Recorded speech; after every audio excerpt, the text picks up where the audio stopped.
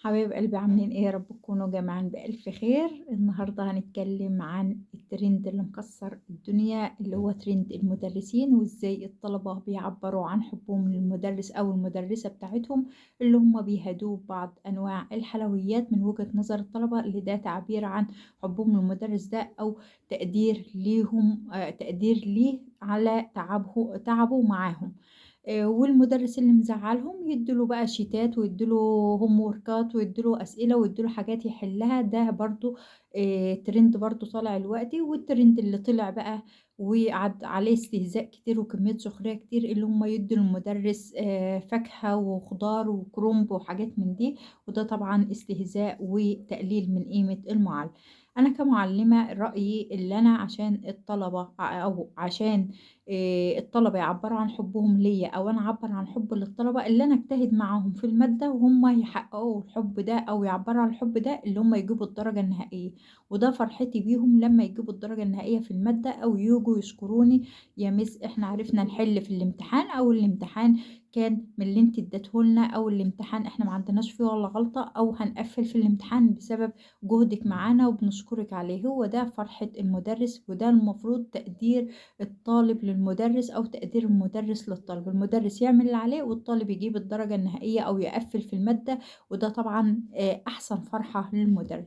لكن المدرس اللي هو يفتح إيده ويمد إيده ويتحط له أنواع من الحلويات وأنواع من الكنزات والشيبسيات وهكذا في إيده، ويقعد يلِم كده، بصراحة من وجهة نظري المتواضعة، أنا ما باقولش كده مثلًا عشان ما حدش يقول مثلًا أنت عشان ما اتعملش معاكِ أو كده. لأ، أنا جه اتعمل معايا، والأولاد جايين يقولوا لي: "يا مِس إحنا هنعمل معاكِ افتحي إيدِك." قُلت لهم: "لأ، أنا مش هاخد منكم أي حاجة خالص، والحاجة دي أنت أولى بيها اللي أنتم مثلًا تاكلوها، أو تاخدوها بيتكم أو حاجة، لكن أنا ما اقبلش حاجة من دي طالما أنا باخد حقي آخر الشهر على الجهد اللي أنا بذلته معاكم، وباخد الفلوس كاملة، ما باطلب يعني ما باخفّضش لحد منها حاجة، أو ما بانقّصش لحد منها حاجة.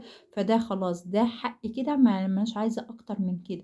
وحقكم بقى إنكم تاخدوا الشرح ممتاز وتجيبوا الدرجة النهائية، ودي الحاجة اللي تفرحني بيها."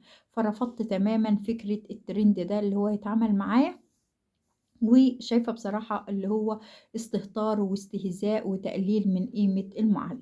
قيمة المُعلِّم في اللي هو يُقف في الفصل، أو يُقف في الدرس، أو يُقف في أي مكان أيًا كان ويشرح، والطلبة يحترموه ويحبوه منهم لنفسهم عشان يجيبوا الدرجة النهائية في مادته، بسبب حُبّهم للمُعلِّم ده. لكن اللي هم عشان بيحبوه يدّوا له بقى شيبسيات، ويدّوا له مش عارفة إيه وكنزات وحاجات من دي. وللأسف إحنا ثقافة الشعب المصري لمّا في حاجة بتطلع بتظهر بسرعة الصاروخ، أو بتكبر وبتنتشر بسرعة الصاروخ. زي أي ترند بيطلع تلاقي خلاص كُلّه انتشر، واحد قال له للتاني. زي مثلًا اللي هو الترند بتاع هتسيبيني يا فريدة تقريبًا، والّا هاهون عليكِ يا فريدة، حاجة زي كده. فمسافة ما انتشر، كل الطلبة وكل الكبار وكل الصغيرين تلاقوهم ماشيينه يقولوه في الشارع. فهو ده من عيوب طبعًا وسائل التواصل الاجتماعي، اللي إحنا ما بنعملش كنترول على الحاجة بتاعتنا. يعني أول ما حاجة بتطلع خلاص بنحب نقلدها، حتى لو هي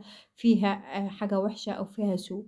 وأنا من رأيي اللي الطالب اللي بيحب المدرس بتاعه، أو عايز يقدّره، ويذاكر في مادته ويجيب له الدرجة النهائية في المادة، أو يجتهد في الامتحان على قد ما يقدر ويقفّل في الامتحان بتاعه. هو ده من وجهة نظري، يعني هو ده التقدير الكويس. لكن اللي أنا أجيب له حلويات وحاجات، ده تقليل من قيمة المُعلِّم ومن شأنه. وده فكّرني بفيلم أبو علي، وهو قاعد اللي هو طلعت زكريا قعد يقول له: "أنت هتدخل هتبقى حارس مرمى، أنت جايب لي إيه ساندوتش، لأ روح لأمك، لأ أنت مش عارفة هتدخل إيه، شاطر يالا، أنت جايب لي حلة بامية من غير لحمة، أنت جايب لي."